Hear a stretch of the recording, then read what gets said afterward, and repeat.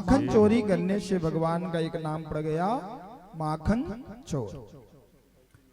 अब भगवान ने एक सुंदर भक्त के ऊपर कृपा करी है जो फल बेचती थी। फल बेचने वाली वहां से फल की टोकनी लेकर के चली जा रही थी और हमेशा उस महल के बाहर से जाती। मन में उसके अंदर ये चाह थी, ये आस थी, वो लाला कब मुझे दर्शन देगा, कभी ऐसा सौभाग्य मुझे मिलेगा कि मेरे ऊपर भी उसकी दृष्टि पड़ जाए। ये जीव सोचता है कि कभी तो भगवान मेरे ऊपर दृष्टि डाल दे, कभी तो मुझे देखे। आप मंदिर जाते हो तो क्या आप भगवान को देखने जाते हो? मंदिर क्यों जाना चाहिए? इसलिए जाना चाहिए कि भगवान की दृष्टि हमारे ऊपर पड़ जाए, हमारी नहीं, भगवान की दृष्टि हमारे ऊपर पड़ जाए। क्योंकि सूरदास जी को किसी ने कहा था कि बाबा आप तो सूरदास हैं, आपके तो आंख ही नहीं है, आप क्यों आते हो मंदिर? आपको तो दिखाई तो देते नहीं है कि सामने कैसा भगवान का श्रृंगार है, कैसा स्वरूप है। लेकिन उन्होंने यही बात बोला, मैं नहीं देखता लेकिन वो तो मुझे देख रहा है।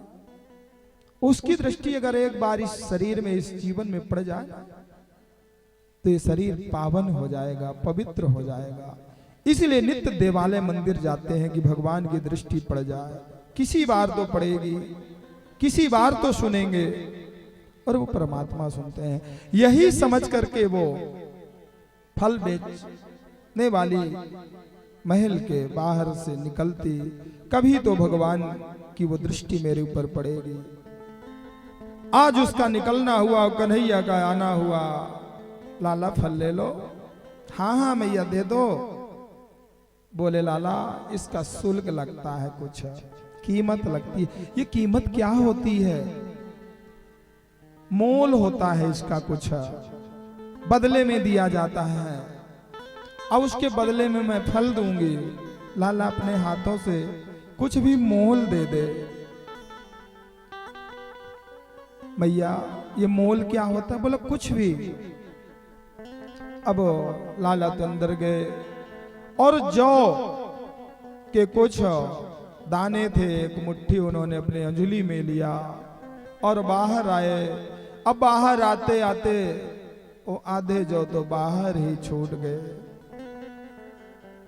अब जो भी बचा उसके झोली में डाल दी और गोद में बैठ गए।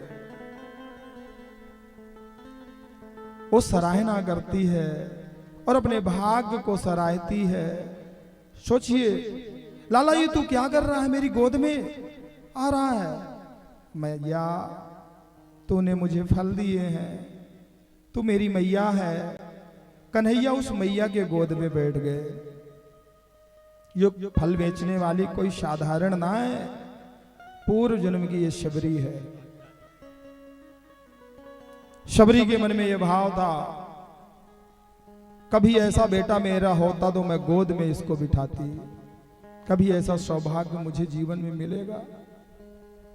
मन से भी कोई भगवान को पुकारता है और कोई इच्छा रखता है तो भगवान उसको भी पूरा करते हैं। इन कथाओं से एक शिक्षा मिलती है, मन के अंदर भी अगर आपने सोचा है तो भगवान उसको पूर्ण करते हैं। इसलिए तो भगवान अंतर्यामी है।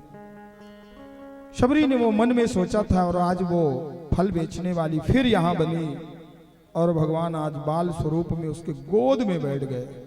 उस समय पर तो उसने भगवान को फल बस खिलाए थे और इस जन्म में साक्षात उसने भगवान को गोद में लिया। ऐसा सौभाग्य केवल भक्ति से ही प्राप्त होता है।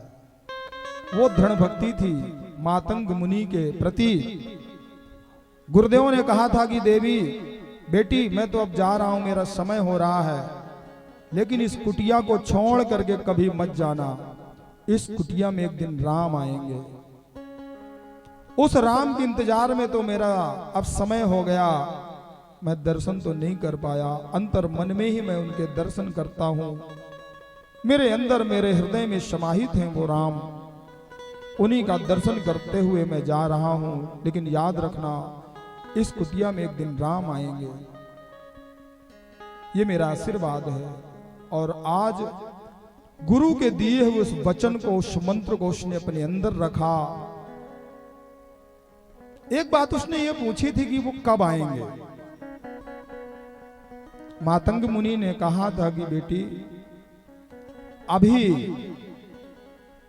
महाराज दशरथ का विवाह नहीं हुआ है, कौशल्या के साथ में उनका विवाह होगा, फिर उनके राम के रूप में भगवान का जन्म होगा, पुत्र बनकर के आएंगे, फिर उनका विवाह होगा, उसके बाद वो कुटिया में आएंगे। आज के प्राणी को कह दिया जाए कि भैया इतने साल के बाद पुण्य मिलेगा, आपको फल मिलेगा, तो वो सोचेगा अभी से करके हम क्या करेंगे, फिर बाद में ही देखेंगे। लेकिन गुरुदेव के जाने के बाद कुछ ही दिनों के बाद उसके मन के अंदर ये उथल पुथल होने लगा कि अब तो दशरथ जी का विवाह हो गया होगा, अब बेटे हो गए होंगे, राम का जन्म हो गया होगा, उनका विवाह हो गया होगा, अब वो वन आ रहे होंगे, मेरी कुटिया में आते होंगे।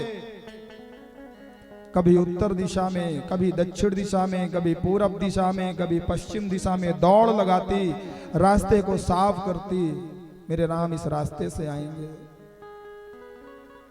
झाड़ू लगाती, पुष्प बिछाती, फल लाती, कुटिया में रखती। उत्तर से जब लौट करके आए ना और कुटिया में पहुंच जाए तो उसके मन में भाव आ जाए कि कहीं दक्षिण से आते होंगे, मैं दक्षिण में जाती हूं। और जब दक्षिण में जाए तो उसके मन में भाव आ जाए कि कहीं पूरब दिशा से न भगवान आ गए हों मेरी कुटिया में और खाली पाकर के वो लौट जाएंगे।